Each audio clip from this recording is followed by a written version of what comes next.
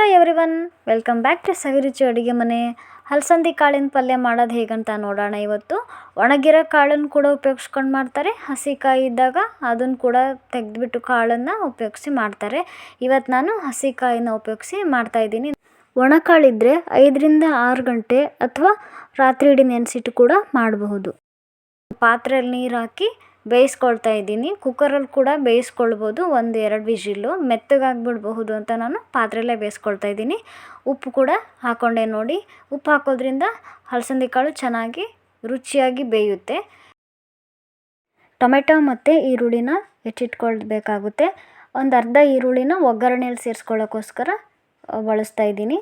ಮತ್ತೇನಪ್ಪ ಅಂದರೆ ಈ ಪಲ್ಯನ ಮಸಾಲೆ ರುಬ್ಬಿ ಮಾಡ್ತಾಯಿದ್ದೀನಿ ನಾನು, ಹಾಗಾಗಿ ಗ್ರೇವಿಯಾಗಿ ಬರುತ್ತೆ ಈ ಪಲ್ಯ. ಆ್ಯಂಡ್ ಉಸುಳಿ ಥರ ಅನಿಸೋದಿಲ್ಲ. ನೀವು ರೈಸ್ಗೂ ಕೂಡ ಇದನ್ನು ಹಾಕ್ಕೊಂಡು ತಿನ್ನಬಹುದು. ಮಸಾಲೆನ ರುಬ್ಕೊಳ್ಳೋಣ ಇವಾಗ. ಒಂದು ಜಾರ್ಗೆ ಹೆಚ್ಚಿರುವ ಟೊಮೆಟೊ ಈರುಳ್ಳಿನ ಹಾಕ್ಕೊಳ್ತಾ ಇದ್ದೀನಿ. ಹಸಿದೇ ಮಸಾಲೆ ಮಾಡಿಕೊಂಡು ಆಮೇಲೆ ಒಗ್ಗರಣೆಯಲ್ಲಿ ಚೆನ್ನಾಗಿ ಬೇಯಿಸಿದ್ರು ಸಾಕಾಗುತ್ತೆ. ಇವಾಗ ನಾನು ಖಾರಕ್ಕೆ ಹಸಿಮೆಣ್ಸಿನ್ಕಾಯಿನ ಹಾಕ್ಕೊಳ್ತಾ ಇದ್ದೀನಿ, ಒಂದು 7ರಿಂದ 8. ಬೇಕು ಅಂದರೆ ಖಾರದ ಪುಡಿನೂ ಹಾಕ್ಕೊಳ್ಬೋದು ನೀವು. ಜೀರಿಗೆ ಹಾಕ್ಕೊಳ್ತಾ ಇದ್ದೀನಿ ನೋಡಿ. ಮತ್ತು ಬೆಳ್ಳುಳ್ಳಿ ಸೇರಿಸ್ಕೊಳ್ತಾ ಇದ್ದೀನಿ, ಒಂದು 7ರಿಂದ 8 ಎಸಳು. ಉಪ್ಪು ಸೇರಿಸ್ಕೊಳ್ತಾ ಇದ್ದೀನಿ ನೋಡಿ. ಸ್ವಲ್ಪ ಶೇಂಗಾ, ತಿಕ್ನೆಸ್ ಚೆನ್ನಾಗಿ ಬರುತ್ತೆ. ನೀರು ಹಾಕ್ಕೊಳ್ತಾ ಇದ್ದೀನಿ ಒಂದು ಸ್ವಲ್ಪ. ಇವಾಗ ಇದನ್ನು ಸಣ್ಣದಾಗಿ ಫುಲ್ಲು ಸ್ಪೀಡಲ್ಲಿ ಇವಾಗ ನೀವು ರುಬ್ಬಿಟ್ಕೊಂಬಿಡಿ.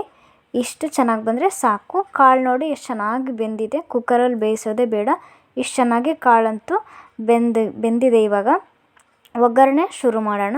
ಒಂದು ಕಡಾಯಲ್ಲಿ ಎಣ್ಣೆ ಹಾಕಿಟ್ಟಿದ್ದೆ, ಕಾದಿದೆ. ಇವಾಗ ಅದಕ್ಕೆ ಸಾಸಿವೆ ಹಾಕ್ಕೊಳ್ತಾ ಇದ್ದೀನಿ, ಜೀರಿಗೆ ಹಾಕ್ಕೊಂಡೆ, ಕರಿಬೇವು ಹಾಕಾಯಿತು.